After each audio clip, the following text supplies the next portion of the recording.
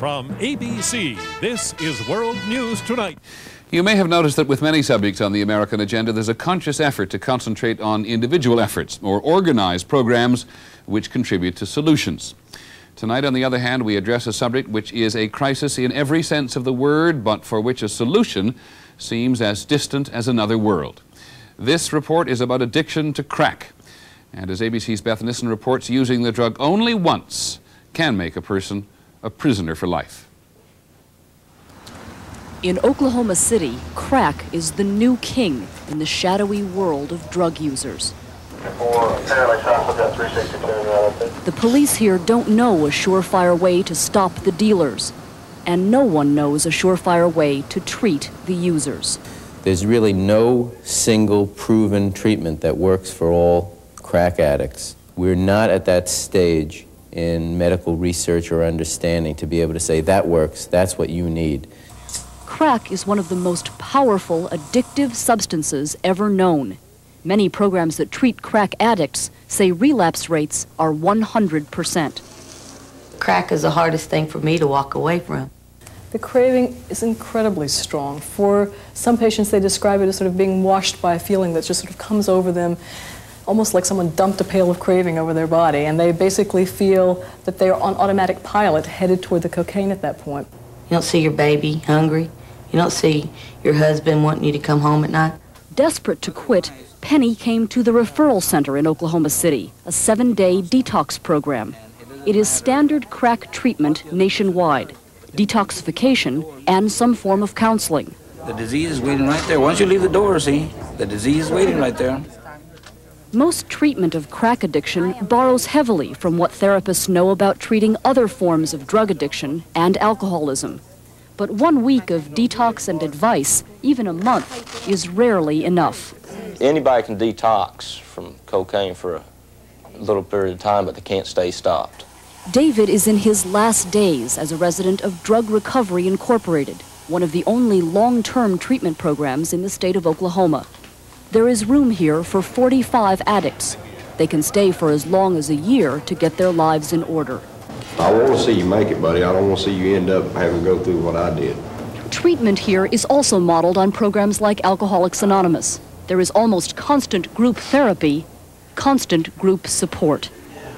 David has made it through 6 months of this treatment, much more than most crack addicts, but the odds are still poor.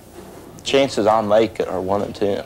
I'm here with 44 other people, and there's 6 of us that are going to make it out there. Everything that we do in this program, it's things that we've learned over the years by trial and error.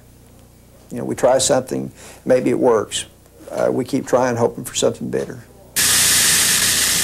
This is the newest hope. Researchers are experimenting with antidepressant drugs like dizipramine, one of several drugs being tested on crack and cocaine addicts. The treatments for cocaine withdrawal attempt to fool the brain into thinking that things are going to be okay, that this tremendous craving is reversed. If the craving can be controlled, it may help more addicts stay in traditional treatment long enough to benefit from it. Dr. Anna Rose Childress is taking another experimental approach. In her laboratory, she exposes addicts to whatever reminds them of using crack, like simply handling a crack pipe. She hopes that repeated exposure will weaken the craving. But for most addicts, the memory of crack is strong, and maybe lifelong. All one can do is try somehow to stay as far away as long as possible. Doug is staying away by living in a halfway house for graduates of Oklahoma's drug recovery program. After 6 different treatment programs, Doug says this kind of continuing treatment is what is keeping him drug-free. If I want to use drugs, there's 30 apartments here I can go to.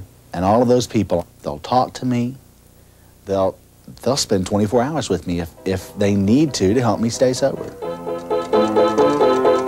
I call this my safe place because I'm safe here. Every recovering crack addict says the same thing. Don't ever start. For too many who do, there may never again be a safe place out in the world. Beth Nissen, ABC News, Oklahoma City. The most encouraging thing to report on crack and other illegal drugs today is this: an ongoing study of drug abuse among teenagers by the University of Michigan shows that drug abuse among high school seniors continued to decline last year and is at the lowest level since the study began in 1975. The proportion of students using crack cocaine declined from 5.6% in 1987 to 4.8% last year.